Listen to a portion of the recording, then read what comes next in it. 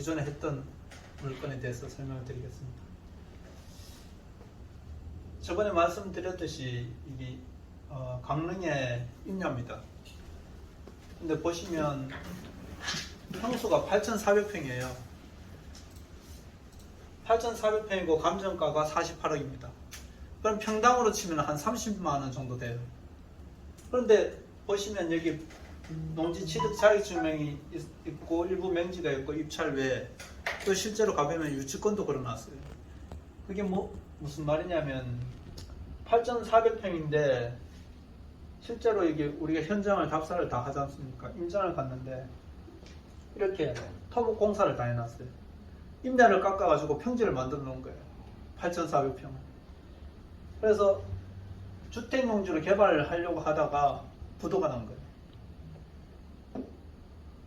근데 여러분 다 아시다시피 임야가 대지로 바뀌면은 땅값이 한 3배가 상승합니다.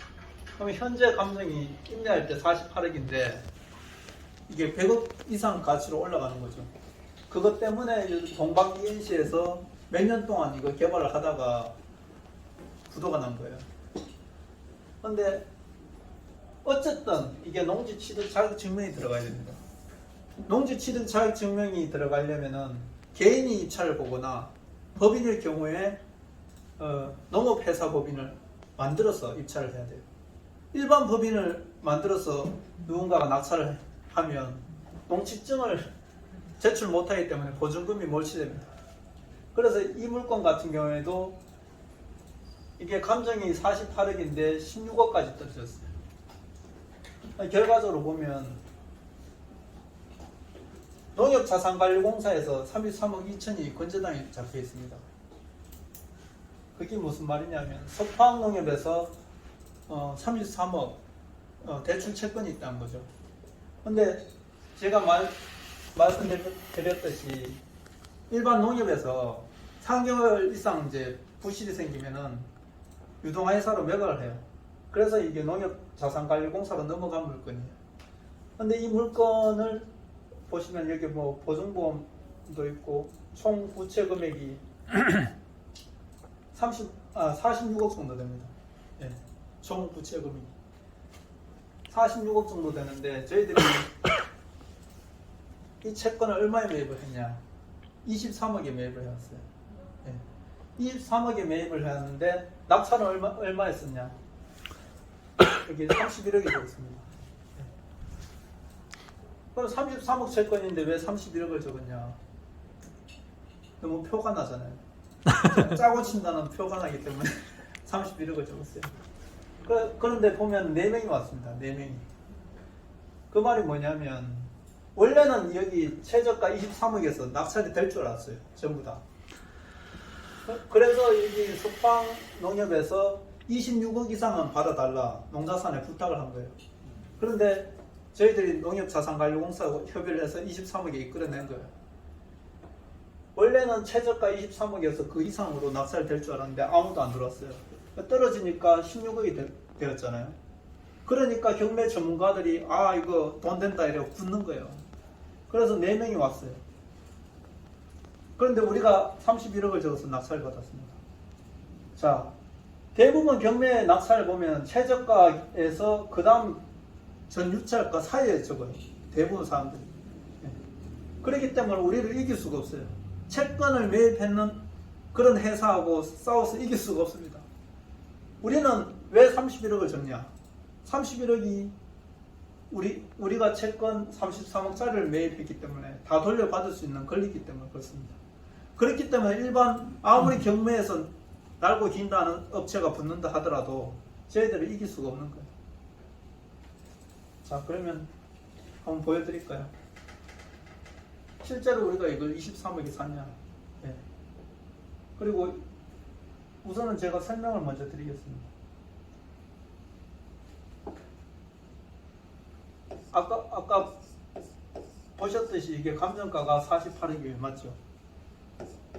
1순위가 33억 농협이 있어요.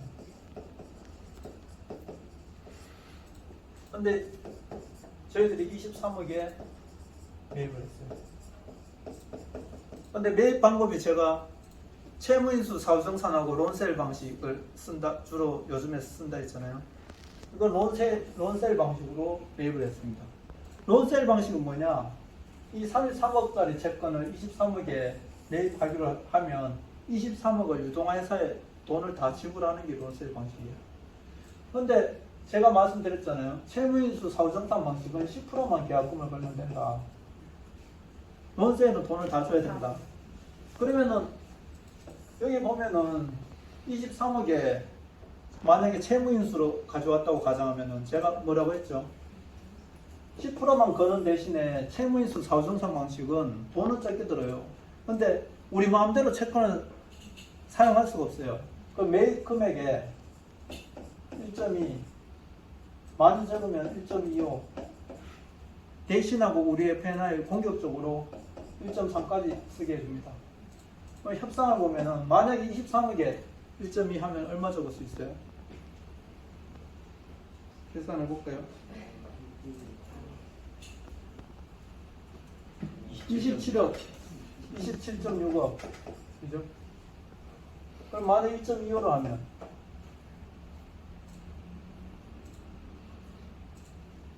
28.7억, 1.3으로 하면 29.9. 그러면 우리가 생각했을 때 채무인수로 해도 한 29억까지는 적을 수 있는데 왜 론셀로 해야 하냐?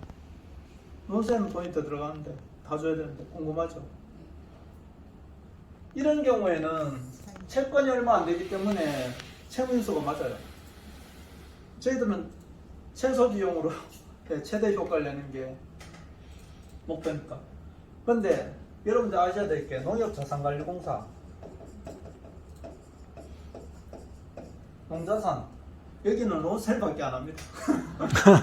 그래서 어쩔 수 없이 이렇게 계약을 했어요. 계약을 했는데 그러면 23억을 농자산에 다 줘야 되잖아요. 23억을 다 줘야 되는데 제가 뭐라 했죠?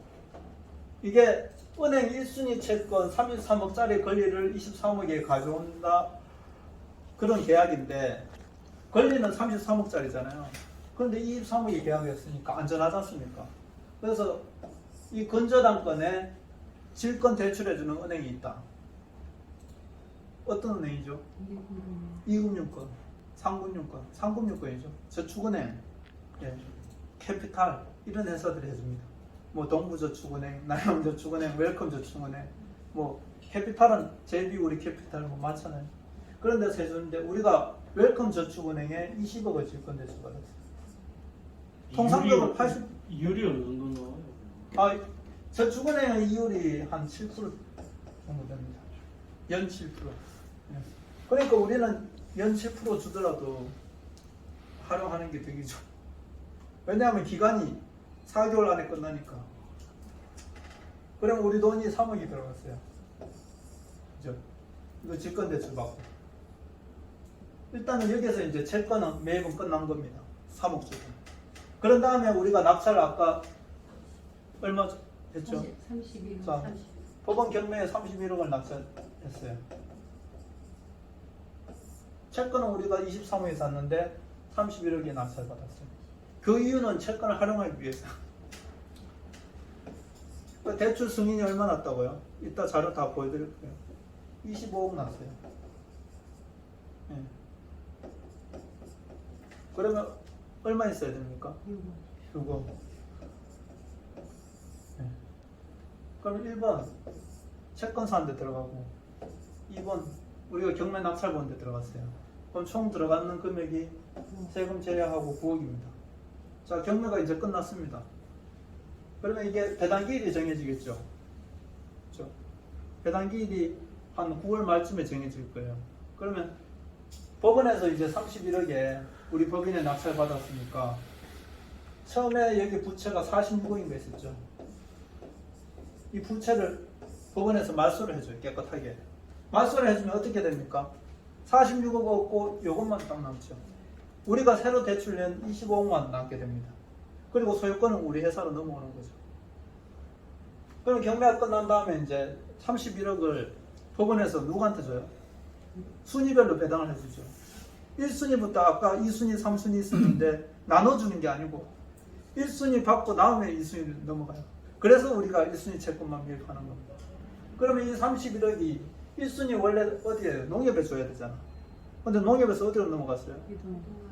예, 농자산으로 넘어갔죠. 유동화에서. 근데 농자산에서 우리가 론세를 주고 우리 회사로 가져왔죠. 우리 대부에서. 그러면 결국에는 우리 대부회사에서 31억을 배당받아요. 근데 여기서 배당받을 때 제가 뭐라 했죠? 질권이 먼저죠. 질권 웰컴저축은행에서 먼저 받아가요. 그럼 20억을 받아갔어. 그럼 우리한테 얼마 남아요? 자, 11억. 11억이 우리가 법원에 배당을 받아요. 그럼 경매 끝나고 난 다음에 우리 돈 다 빼고도 남죠. 자, 그럼 수익이 어떻게 나냐? 여기까지는 이해되셨죠?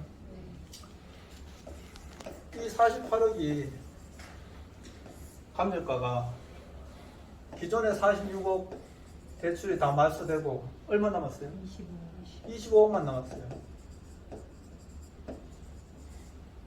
근데 우리의 노하우가 뭐라고 했습니까? 복잡한 문제를 해결하는 게 노하우라 했죠. 우리는 이 농업법인을 만들어 가지고 일주일 만에 농취증을 법원에 제출했습니다. 대부분 사람들이 이게 유찰되는 이유가 있어요. 누구나 이거 싸게 낙찰받고 싶죠. 근데 왜 못하냐? 예, 일주일 만에. 근데 실제적으로 가보면요, 농지가 아니잖아. 개발을 해놨잖아요. 농지증 발급받기가 어렵습니다. 그러면 거기에 필요한 구비 서류를 다 맞춰야 돼요. 일반적으로 우리가 아는 법무사, 변호사 찾아가서 만들어 달라면요, 한 달 걸릴 수도 있어요. 자기들 막 공부하고 찾고 또 반려되면 다시 하고. 근데 법원에서는 기간이 일주일 줘요. 예. 그래서 우리는 이렇게 미리 준비를 다 해놓고 그런 전문가가 있기 때문에 일주일 만에 납부가 된 거예요. 예. 그리고 25억 대출이 나왔죠. 실제로 우리가 채권 매입을 23억에 했는데 어떻게 25억 대출이 된 겁니까? 이것도 우리 능력이에요. 정상을 만들었어. 그런 다음에 이게 우리가 인허가를 냅니다. 인허가도 우리가 가능한지 다 알아본 거예요. 이게 지금 평지로 다 됐으니까. 인허가가 나면 어떻게 되냐? 임야가 이제 대지로 바뀌죠. 그러면 보통 3배가 올라요. 적게 올라도 이게 이제 100억 가치가 된다고요. 그럼 우리가 1년 뒤에 재감정해서 60억만 대출을 내면은 기존의 대출이 얼마죠? 25억이죠. 그러면 30억 남아요. 제가 왜 그냥 떠드는 게 아니고 이때까지 기록을 보면은 200% 이상 수익 난다 했잖아요. 이런 얘기 하면은 전부 다 사짜라고 얘기해요.